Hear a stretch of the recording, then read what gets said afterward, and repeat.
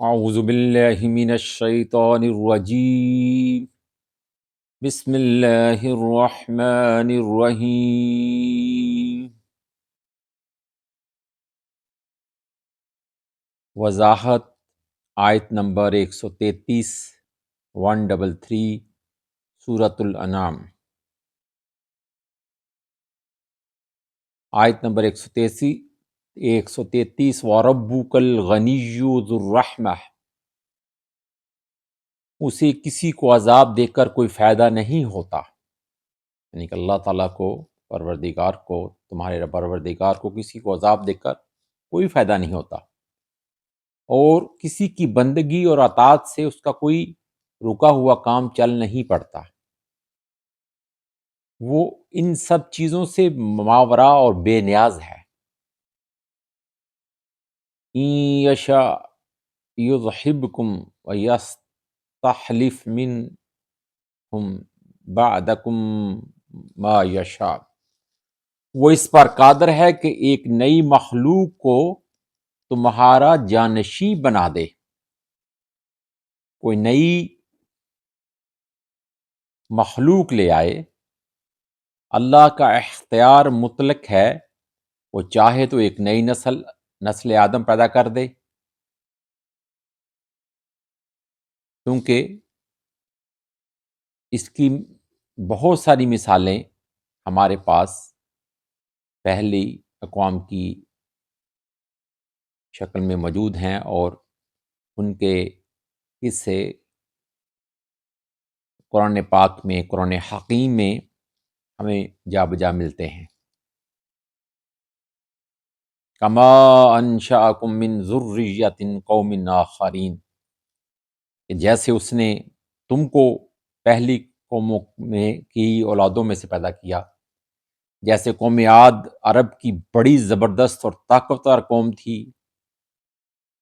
لیکن جب وہ نافرمان ہو گئے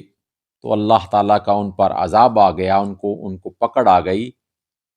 ان کی پکڑ آ گئی تو اللہ تعالیٰ نے ان سب کو تباہ و برباد کر دیا۔ ان کی جو بہت بڑی بڑی عمارتیں تھیں جو انہوں نے پہاڑ کاٹ کاٹ کر بنائی تھیں، تو وہ بھی تباہ و برباد نہیں رکھی کی اس نے، بلکہ اس کے اندر بسنے والوں کو تباہ و برباد کر دیا، تاکہ لوگ ان عمارتوں کو دیکھ کر نشان عبرت پکڑیں کہ یہ دنیاوی چیزیں کوئی کامیابی کی دلیل نہیں ہے، یہ تو سب کچھ یہیں کا مال ہے اور یہیں دنیا میں ہی رہ جانا ہے۔ لیکن جب اس قوم عاد کو تباہ و برباد کر دیا گیا تو انہی میں سے کچھ اہل ایمان لوگ جو حضرت ہود علیہ السلام کے ساتھی تھے، وہاں سے ہجرت کر کے چلے گئے، اور ان کے ذریعے سے بعد میں قوم سمود وجود میں آئی، یعنی کہ جس طرح اللہ تعالیٰ اس آیت میں فرما رہا ہے، تو اسی طرح یہ مثال دی جا رہی ہے کہ قوم عاد کو تباہ و برباد کر دیا گیا، اور انہی میں سے جو اہل حق تھے، جو دین پر کاربند تھے، وہ حضرت ہود علیہ السلام کی پیروی میں ہجرت کر کے وہ وہاں سے چلے آئے، اور قوم سمود بعد میں وجود میں آئی۔ پھر قوم سمود کو بھی ہلاک کر دیا گیا جب انہوں نے بھی اسی روش کو اختیار کیا، اور پھر ان میں سے بچ رہنے والے اہل ایمان سے اگلی نسل چلی، اور